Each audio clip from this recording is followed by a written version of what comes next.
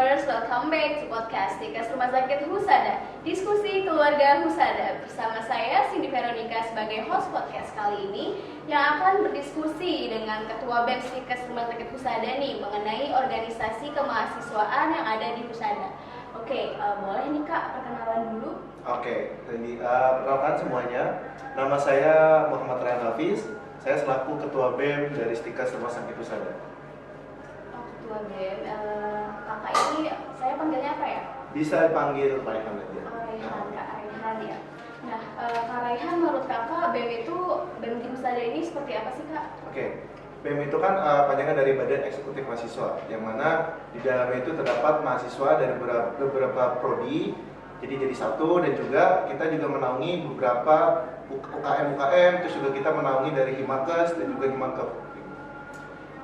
Oke, motivasi kakak nih waktu mencalonkan diri jadi ketua BEM itu apa Kak? Oke, motivasi saya waktu kemarin saya mencalonkan diri jadi ketua BEM itu saya ingin memperbaiki lagi BEM-BEM yang sebelumnya menjadi lebih baik lagi dengan background yang sudah saya lewati sebelumnya. Saya akan membenahi sedikit yang perlu dibenahi, yang banyak ingin mengadakan perubahan sih sebenarnya, motivasinya seperti itu.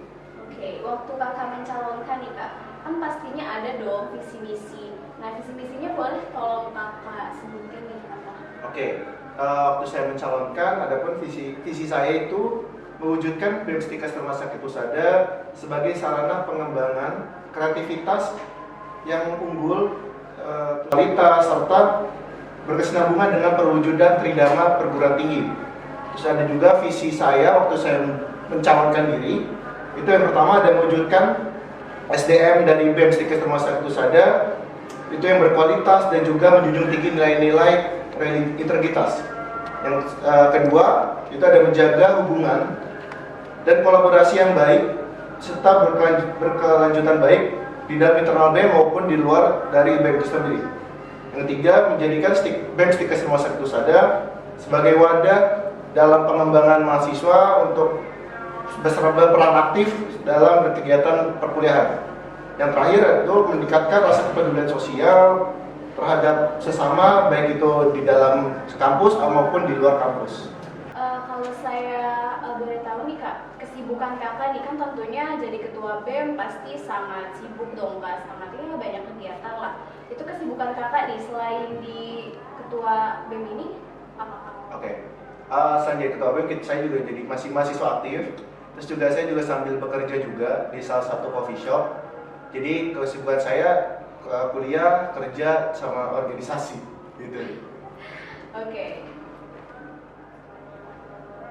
Kak, saya mau tanya nih, kan yang namanya organisasi ya Kak, tentunya kan pasti memiliki struktur dong. Nah, boleh tolong kakak jelaskan nih struktur dari organisasi BEM ini bagaimana? Baik. Dari struktur organisasi, kita yang paling tinggi ada pembina kita. Pembina kita langsung dari WAK ketiga dari Stikas Rumah Sakit Husada. Selanjutnya turun ke BPH, itu ada dari ketua, wakil, sekretaris, sama bendahara. Dari BPH itu turun ke divisi-divisi. Yang pertama ada dari UKK, ini ada unit kegiatan kerohanian. Selanjutnya ada P3, itu ada penelitian, pendidikan, dan juga pengabdian masyarakat.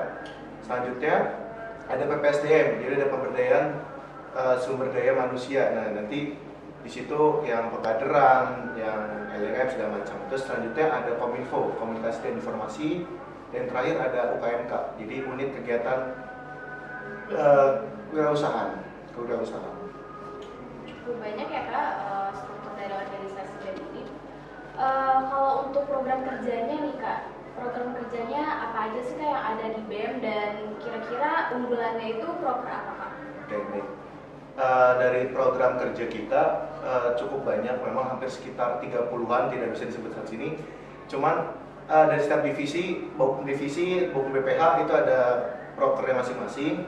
Mungkin nanti bisa dicek di IG kita, bisa kita share proker kita segala macam. Terus untuk yang program unggulan kita itu yang terdekat ini ada Disnatalis. Kita bakal mengurusin Disnatalis ulang-tahun Stikas. Selanjutnya ada LDKM, Latihan Dasar Kepemimpinan Mahasiswa.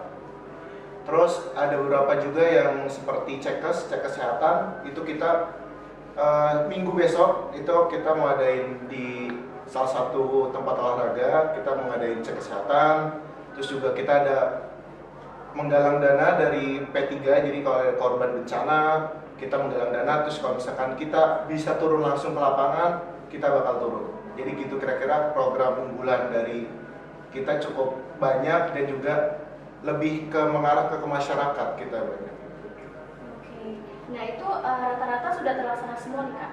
Oke, kalau yang terlaksana karena ini masih beberapa yang sudah terlaksana, cuman ada beberapa yang masih dalam proses seperti kayak DKN, Disnatalis itu masih proses pengembangan, masih pemantapan konsep lah segala macam.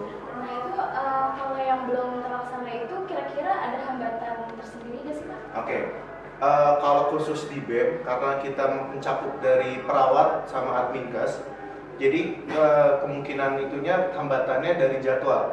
Yang pertama ketimpangan jadwalnya, kan adminkes libur, yang perawat UAS, terus mungkin ada beberapa teman-teman dari kami juga yang dia udah pulang kampung duluan, nah jadi otomatis kita mau kekurangan SDM yang benar-benar stay gitu. Jadi yang mungkin hambatannya seperti itu. Jadi yang dari SDM yang mungkin ya itu, jadi yang karena kita dari 2 prodi, jadi ada penyesuaian lah, sedikit penyesuaian dari jadwal kayak mau rapat atau mau kegiatan begitu jadinya.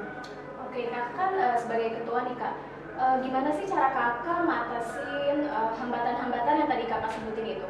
Oke, untuk mengatasi hambatannya, untuk masalah orang yang pulang kampung atau sedang sibuk, kita mulai sini sistem kerjasama.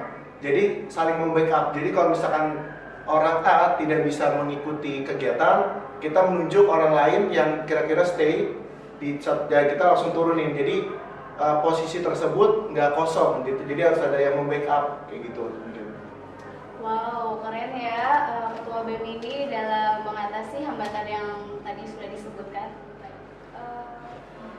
Oh ya, Kak Raihan, tadi kan Kakak udah sebutin nih Kak, kegiatan Kakak tadi, kesibukan Kakak selain di ketua ini kan tadi ada coffee shop ya Kak ya, jadi barista ya. Nah itu gimana sih Kak cara Kakak manage waktu Kakak dalam organisasi, dalam perkuliahan, dan tadi Kakak saat kerja gitu? Oke. Kalau untuk manage waktu, saya biasanya dari pagi, saya kalau ada perkuliahan saya kuliah dulu, terus misalkan habis pulang kuliah, saya langsung kerja gitu. Nah untuk yang mengurus segala berhubungan dengan organisasi, itu bisa saya handle misalkan rapat malam-malam atau mungkin di sela-sela waktu saya libur. Tapi ada komunikasi setiap hari kita melalui WhatsApp. Jadi kita koordinasi itu nggak cuma 1 minggu sekali, tapi setiap hari, setiap saat. Pada hal-hal yang sekiranya urgent langsung kita komunikasikan lewat grup WhatsApp. Jadi saya menghandle-nya kalau misalkan ada kegiatan rapat mingguan, saya biasanya malam hari. Jadi setelah kesibukan saya bekerja, selesai saya rapat, habis itu ya seperti itu. Jadi mengaturnya seperti itu sih Mas saya. Wow, padat sekali ya Kak. Gimana badannya? Sehat? Agak-agak pegel gitu. Agak-agak pegel. Oke. Ya, Kak, ini kan dalam berorganisasi nih Kak, tentu pastikan ada dong yang namanya konflik nih atau masalah. Itu gimana sih Kakak nyelesain konflik yang ada dalam organisasi Kakak nih? Oke. Untuk masalah konflik itu saya sendiri mencari tahu dulu apa penyebab dari masalahnya. Mungkin ada salah satu oknum atau mungkin salah satu pihak yang menjadi kompor atau mungkin jadi poin permasalahan nih. Nah, mungkin kalau misalnya sudah ketemu, kita omongin baik-baik, mungkin kita pertemukan mungkin kedua belah pihak atau gimana, kita diskusikan gimana penyelesaiannya, terus juga apa sih masalahnya yang sebenarnya yang menjadi masalah itu apa sebenarnya. Jadi melakukan observasi dulu sih, observasi itu juga langsung apa yang kita harus selesaikan di situ juga jadi solusinya. Oke, keren. Pertanyaan terakhir nih Kak. Boleh. Komitmen apa yang Kakak lakuin dalam meningkatkan organisasi BEM ini? Oke. Masalah komitmen itu kan berhubungan dengan tanggung jawab ya. Jika kita walaupun kita mahasiswa ya, kita banyak sekali dikasih tanggung jawab ya, mulai dari belajar, kita mengerjakan PR segala itu kan salah satu komitmen kita menjadi mahasiswa kan. Nah, kalau dalam berorganisasi mungkin di BEM sendiri khususnya atau mungkin di yang organisasi lain, dalam berkomitmen itu dia bertanggung jawab secara penuh atas apa yang telah diberikan kepada dirinya. Misalkan saya sendiri sebagai ketua, saya sudah dikasih amanah untuk menjadi ketua, ya saya sebaik mungkin harus bisa menyelesaikannya sampai masa jabatan. Jadi gaya tiba-tiba berhenti setengah jalan atau mungkin ya itu kecuali masalah tertentu ya, atau mungkin ada hal-hal yang lain. Cuma saya berusaha semaksimal mungkin untuk menyelesaikan masa jabatan saya dengan baik dan juga penuh tanggung jawab yang pasti. Wow, keren Kak. Oke Kak Rehan, terima kasih atas waktu dan kesempatannya. Have fun Kak. Oke, thank you. Oke, viewers, ternyata organisasi Distikes Rumah Sakit Husada ini cukup seru ya dan menyenangkan. Terlebih tadi sudah dijelaskan nih broker-broker unggulannya, lalu juga tadi cara kakaknya manage waktu itu wow, sungguh menakjubkan sekali. Oke, bagi kalian viewers jangan lupa untuk terus mendengarkan podcast Husada dan jangan lupa like, comment, subscribe, and turn on notification. Akhir kata saya pamit, terima kasih banyak. Wassalamualaikum warahmatullahi wabarakatuh.